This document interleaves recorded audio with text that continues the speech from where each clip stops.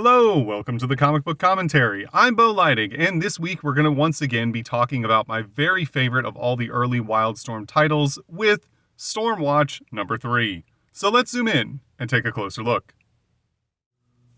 First published in July of 1993, we can see here that the cover features Fuji, Diva, and Battalion on the front. It's a cool cover, and it's illustrated by Jim Lee with inks by Trevor Scott. I like the cover in terms of its art quality. It looks really good. The only things I'm not a huge fan of are the fact that there's no background, but also that this cover is not really super indicative of anything that's happening on the interior of this book with the story. Again, it looks great, but you could have slapped this cover on just about any issue of Stormwatch and it would have just worked because there's, nothing special in terms of what it's showing. It's just, here's the team going into battle. Like, okay, well, that's just about every issue of the book. So fine, I suppose. I just wish it had a little bit more to do with what was happening in the story, giving you a little bit more context of what was going to be going on in this issue.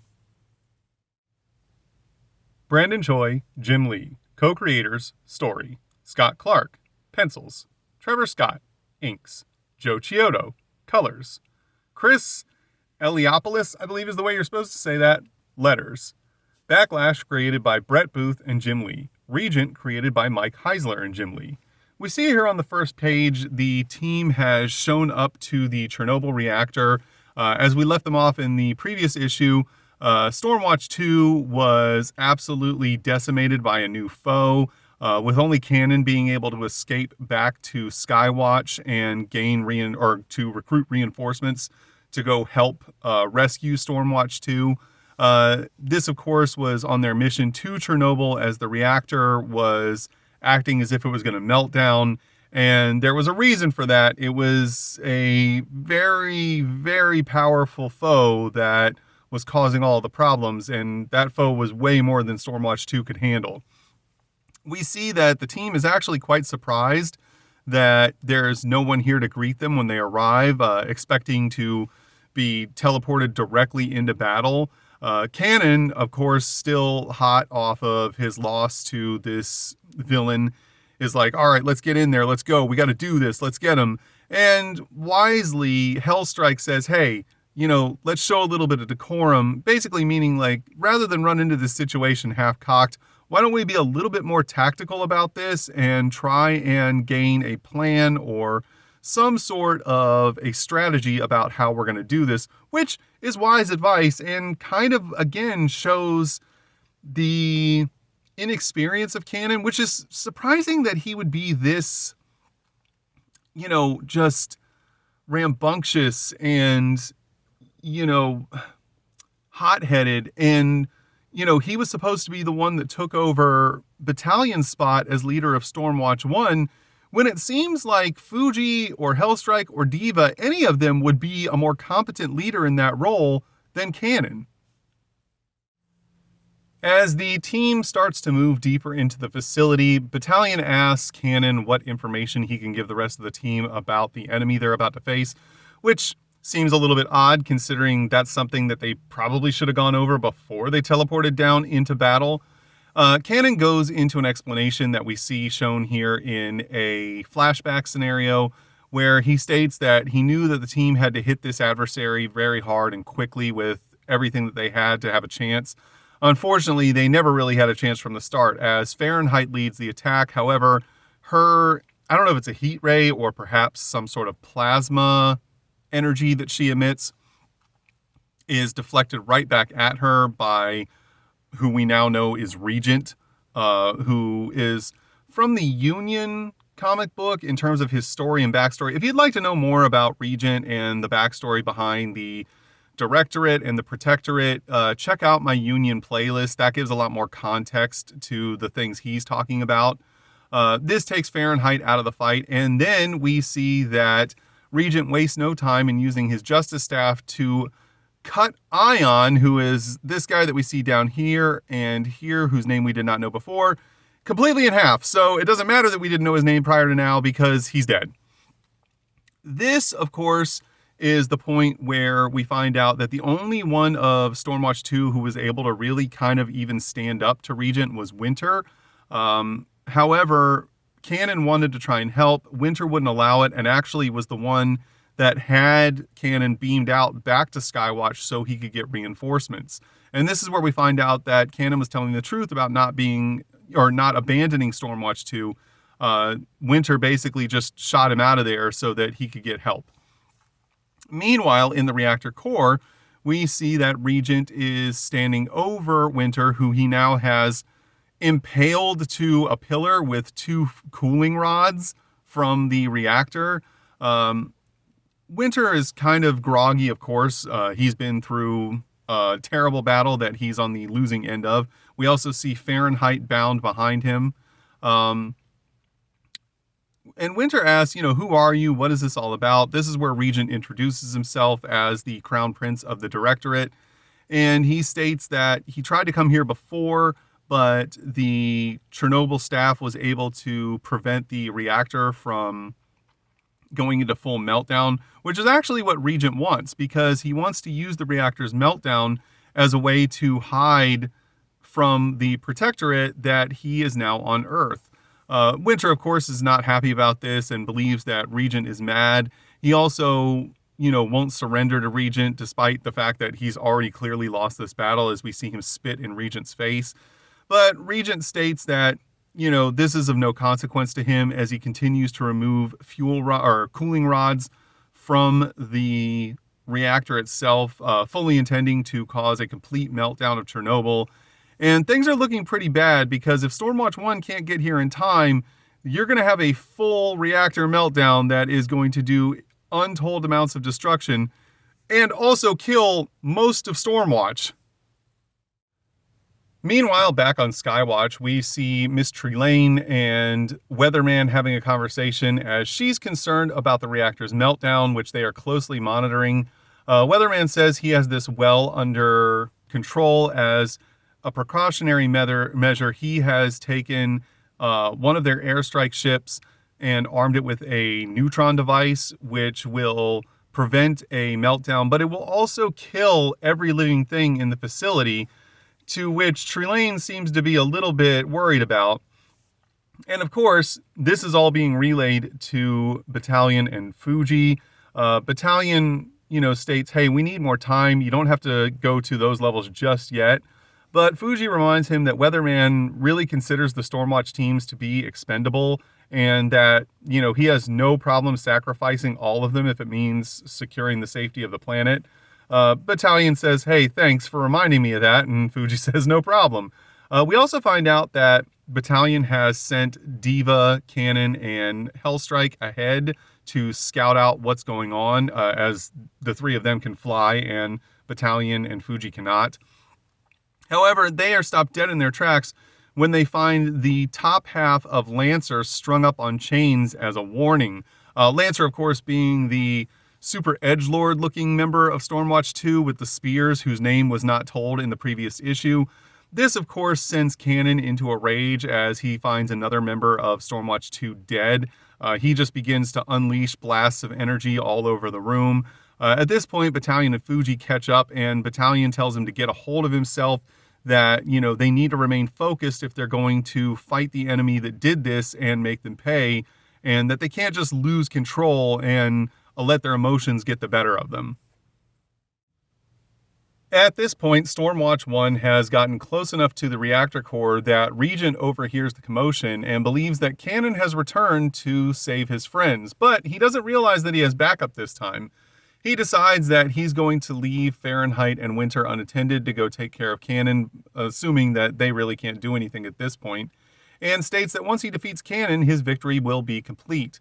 After he leaves, Winter realizes that Cannon has brought reinforcements the way that he had planned, and states that, his energy is being drained by these cooling rods and making it impossible for him to aid in the defeat of Regent.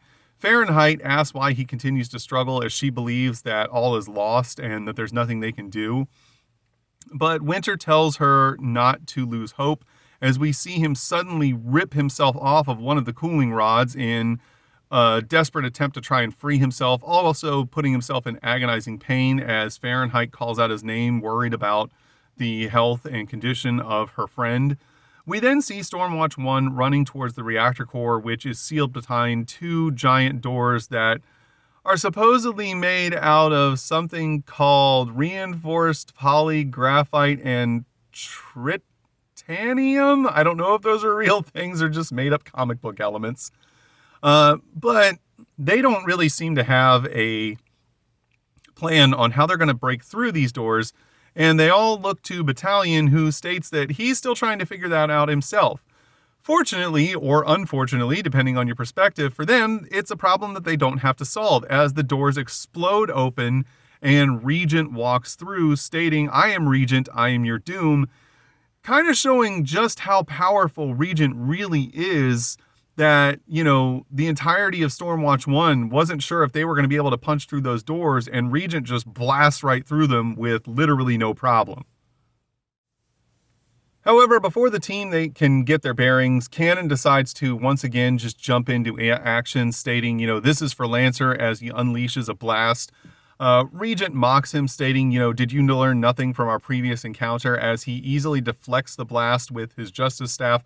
This, of course, is something that we've seen in the pages of Union. Omen can do this as well. Once again, if you'd like to know more about the whole story of the Protectorate and the Directorate and the character of Regent and Union, aka Omen, check out my playlist on Union. The blast then deflects directly into Battalion, who is knocked backward. Diva is worried about her friend and states for Fuji to keep Regent busy, as we saw Fuji standing behind him. Fuji is happy to oblige, as he smashes Regent in the back of the shoulders, knocking him down into the concrete floor. So he hit him pretty hard, and Regent absolutely just shakes this right off, comes right back up out of the floor, tells Fuji how grave a mistake he made before smacking him with his Justice Stone. And Fuji realizes that he's in trouble, as this man is more than a physical match for him. Fuji is hit so hard that he's knocked back through a wall, creating a huge crater behind him. And he's knocked back so far that they don't even see him. Diva decides that she wants to go after him, but Battalion tells her not to leave, as we see Hellstrike sneak up on Regent from behind and unleash a blast of energy. This, of course, is not enough to take Regent down, but it is enough to grab his attention. Diva states that Hellstrike's got it, she's going to go after Fuji, but once again, Battalion states that she can't do that. They need her to go and find the other members of Stormwatch 2, namely Winter and Fahrenheit, as he realizes that Winter might be their only chance of being able to defeat Regent. She obeys the orders, as we see Hellstrike come up from behind, as Battalion tries to distract Regent and draw his attention. As Hellstrike is about to once again strike Regent from behind, he's interrupted when Cannon, once again acting on emotion and not following orders, decides to interject himself, unleashing a blast at Regent from the front, who once again easily deflects it and channels it back at Hellstrike, who yells and scolds Cannon for messing things up and not sticking to the plan of stick and move, hit him from behind, like not realizing that they can't just go full-on head-on attack against an enemy this powerful. Meanwhile, as Diva continues to make her way further into the facility, she worries that her friends may already be dead. However, she's pleasantly surprised to find Winter and Fahrenheit in the reactor core. Fahrenheit, however, wastes no time in telling Diva that Winter is in bad shape and that he needs energy quickly to have any chance of surviving. Diva states that she can't do this by herself. Her powers don't act that way.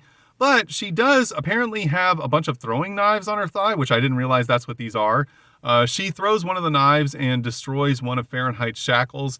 Fahrenheit wastes no time then in unleashing an energy blast directly into Winter, and he begins absorbing that energy and tells her not to let up and to keep giving her energy to him so that he can recharge. So I guess Winter's powers work similar to that of Bishop or Sebastian Shaw in a sense, where they can absorb energy from others, but it's not shown just yet exactly how he can use that ability to his advantage.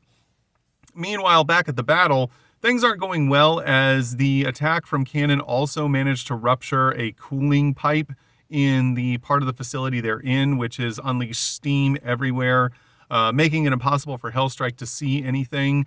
This, of course, gives Regent the ability to sneak up on him and strike from behind, cutting Hellstrike across the chest. Battalion realizes things are looking grim as he starts to open fire on Regent, and the battle is interrupted by Skywatch, who wants to know how the battle is going.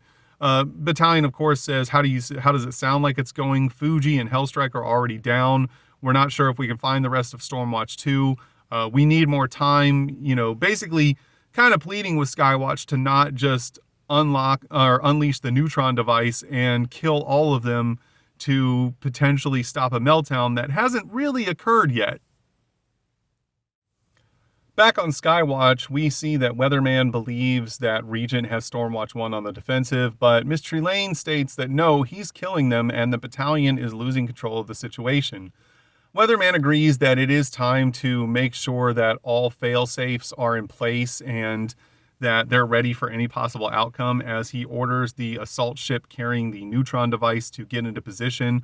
The pilot, of course, is not too happy about this as he realizes that their people are still in the facility and he's not keen on the idea of potentially killing all of Stormwatch 1 along with, the rest of Stormwatch 2.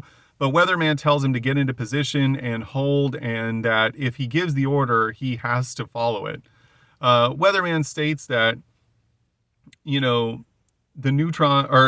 Mystery Lane states that the neutron device may not actually be enough to stop Regent.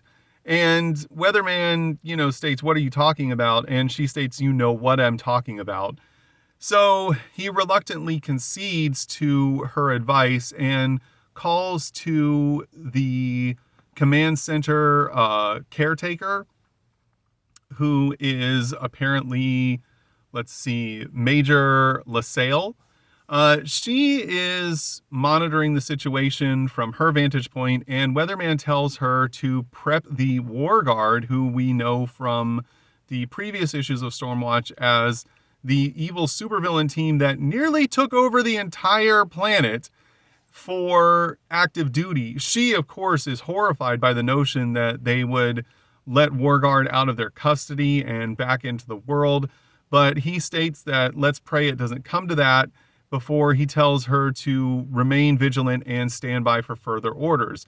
And, Major LaSalle's concerns are well-founded. The fact that they still have War Guard in custody in assumingly some kind of stasis, it seems, kind of counterintuitive that in order to save the world, you're going to release the guys who almost conquered and enslaved the entire world. But then again, it seems as though their interest would be at odds with that of Regent, unless they teamed up with him, which is something else they can't really account for. It's a really bad plan, and it is kind of one of those, no-win situations where if the planet is on the brink of being conquered or overthrown or destroyed, you're going to release a group of people you can't control with unequaled power to hopefully save the day. It's not the greatest plan. And, the fact that Weatherman keeps this in his back pocket as kind of his ace in the hole is a little bit ludicrous to think about. In another part of Skywatch, we see Malcolm, Battalion's younger brother, still recovering from having his powers activated by Miss Trelane. He is then introduced to the man who will be training him on how to use his new powers, Colonel Slayton, aka Backlash. Backlash introduces himself, states that, he's looking forward to working with Malcolm. Malcolm is happy to meet him and is actually quite respectful. He also states that he wishes Battalion, aka Jackson, was still here with him to help guide him through this. When they're interrupted by an alarm, and Backlash realizes that things may not be going too well down at Chernobyl. Malcolm is worried about his brother and asks if he thinks he's going to be okay, but Backlash reassures him that, he trained Battalion himself and that he knows that he's more than up to any challenge he may face. Of course, it's interesting to point out here that Backlash's powers are not from the Seedling Project the way that the rest of Stormwatch is. His powers come from the Genesis Project.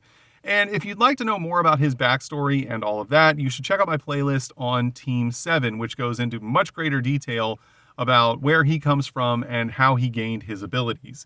Meanwhile, back in Chernobyl, we see Backlash Battalion opening fire on Regent point blank, blasting him in the chest.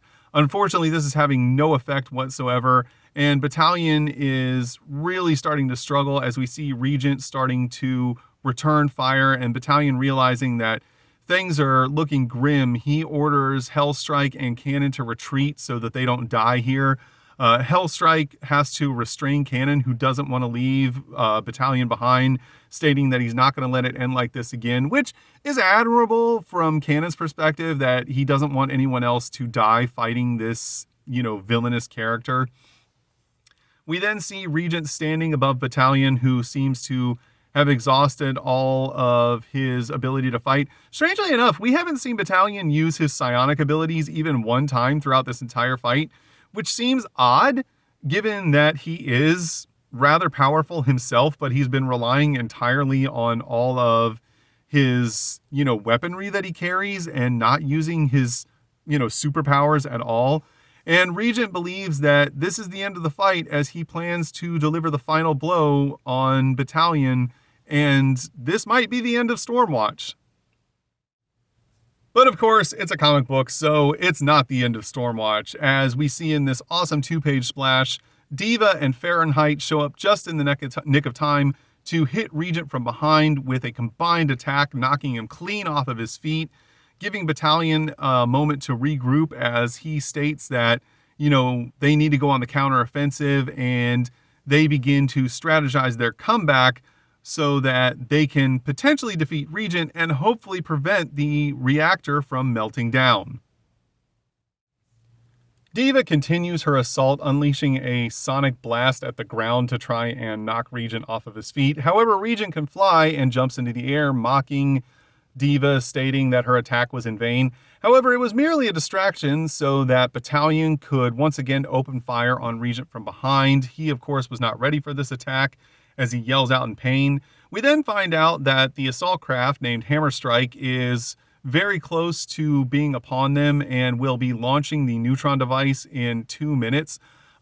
We then see that Battalion tells the rest of the team, we've got 2 minutes to figure this out. We got to take this guy down now. And that's when Winter shows up and approaches him once again from behind. Regent believes that he is unstoppable and turns around to try and deal with Winter. However, Winter grabs his Justice Staff and starts absorbing all of the energy from Regent's Justice Stone, which Regent thought was impossible as he believed his Justice Stone had limitless power. I should also point out, Regent is the only person we have seen from his world to be depicted with a purple Justice Stone.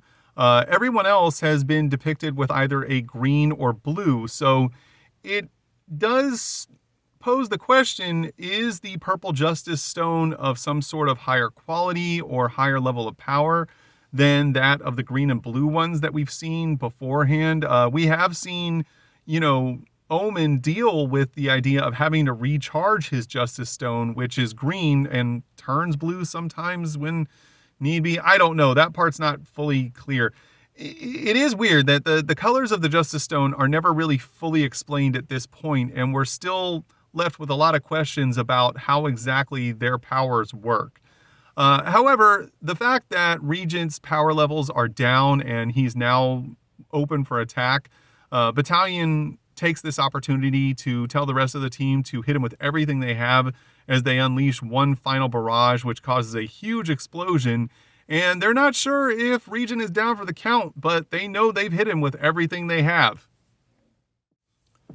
As the dust settles, we see that Regent has not been killed, but he is definitely injured and very weakened as Winter was able to absorb a lot of his energy.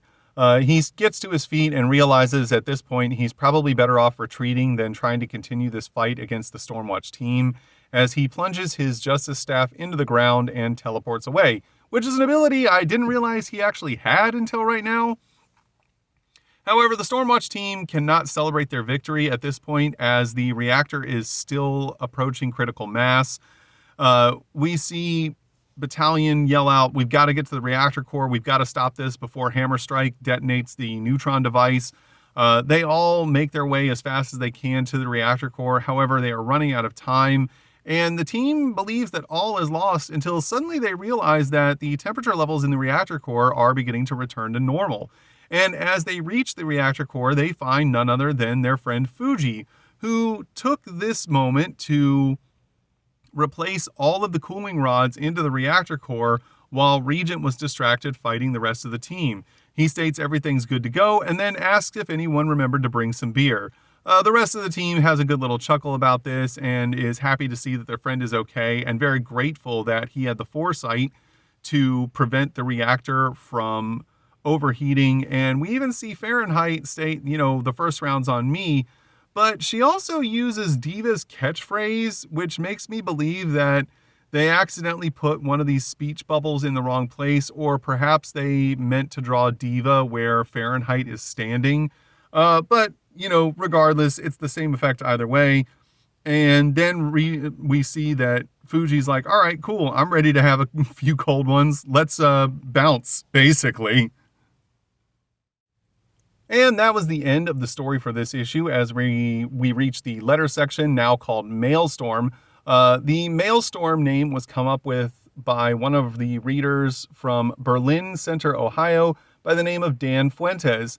For being the one to first come up with the Maelstorm name and having the first entry of the Maelstorm name, he was given the reward of a gold Stormwatch #1, which is pretty cool. Most of these letters are basically just the standard fare of like, oh, you guys are so great, we really love this comic. But one person had an interesting question as they asked if Fuji does not have feet, which is something that I showed was a bit of a continuity error in Union #1 where he was drawn with feet by Mike Heisler. But, that's just kind of one of those little mistakes that was made. In the general continuity, Fuji does not have feet. And it's explained that the reason he doesn't have feet is that they took inspiration from the basically like stumps that an elephant has for feet. And because Fuji has such a high mass and density and is so heavy, they thought it made more sense to draw his legs ending in these stumps rather than in a typical human foot, which is kind of a unique idea. It doesn't exactly end the same way that an elephant's foot does, but again, it's a comic book and you're also putting it on a bipedal creature versus a quadruped. But I thought that was a cool idea that they were like looking towards, the animal kingdom for inspiration on things that they could incorporate for some of their characters. On the next page, we see the end of the letter section and an advertisement for Wizard issue #27. That, of course, has the Wildcats featured on the cover because it's Wizard in the early 90s, so they were just well in bed and ingrained with Image Comics at this time. But there was also a contest inside of that issue where you could enter to win a Mortal Kombat arcade cabinet, which would have been really cool in 1993. We then see a Help Wanted ad as Homage Studios needed more computer color separators, apparently, and they just decided to put a Help Wanted ad in one of their books. However, it does seem that they should have probably included the fact that whoever took this job would have already needed to have been living in San Diego, California, or been willing to move to San Diego, California. Keep in mind, this is 1993, and with the limitations of dial-up internet at that time, it's pretty well impossible that this work could have been done remotely. I don't know that you could have been able to transfer the size files that would have existed for this type of digital artwork. I could be wrong, but it seems unlikely. We then see an advertisement for Jim Lee's Sky Caps, which, as I've stated before, are just Pogs by another name because Jim Lee didn't want to pay to license the Pog brand name. We then get a 2-page ad for Wildcats #5. Again, if you would like to know more about Wildcats, feel free to check out my Wildcats playlist that I continue to update along with most of my other playlists as I just slowly work through all of the back issues of the early days of Image Comics. And on the final page of the book, we see an entry form to basically mail away and get a copy of Stormwatch trading card number 00. As far as I know, this was the only way you could get your hands on that trading card was to mail away for it. I don't believe this was ever available through any retailers.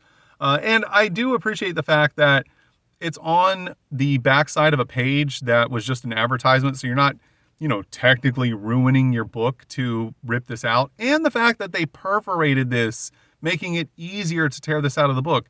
That was showing a little bit of foresight on their side, and it also kind of, making up for some mistakes they made in other issues. And on the reverse inside cover, we see an advertisement for Deathmate Black. As I've stated before, I will get around to making videos about Deathmate at some point. It's just not super high on my list of priorities right now, but rest assured, at some point in the future, I will make videos on Deathmate. And that was Stormwatch number 3. Overall, I thought this was a really good issue. I very much enjoyed the character growth that we saw with Cannon, as we found out that, Cannon started off seeming super arrogant, and in a way he still is. But you can also see the fact that he genuinely cares about the safety and well-being of his teammates, and was really dealing with some high-level hurt and, loss with, a few of his teammates being killed. And we also saw him, after being ordered to leave by Battalion, fighting to try and stay in the battle, as he didn't want to see Battalion die, even though that he and Battalion don't really get along. So I thought that was a really cool transition of taking, Cannon from this place of just seeming like a really arrogant jerk to, just being a guy who needs to find a way to keep his emotions in check and, feel a way or figure out a way to become a more disciplined leader when having to deal with loss of teammates and putting these teammates in potential danger. I also really enjoyed the crossover with the Union storyline as we saw Regent show up, and we really get an idea for just how powerful Regent is in terms of the fact that it took all of Stormwatch 1 and most of Stormwatch 2 to be able to get him to retreat, and not even kill him, just get him to retreat. And also the fact that they were potentially considering activating War Guard as a failsafe to take down Regent just really reiterates that, he's a very powerful villain, and we're going to have to see what happens with him in the pages of Union, as Omen is going to have to try and face off against him at some point, and it seems very unlikely that Omen's going to be able to deal with him one-on-one. But again, these are my opinions. Your opinions may vary. You might have thought this issue wasn't that great, or that, Cannon's story arc changing a little bit, or character arc, I should say, changing a little bit wasn't that interesting. But that's okay, because everyone's entitled to their own opinions. If you enjoyed today's video, please feel free to like, comment, and subscribe. And thanks for stopping by. Have a great day.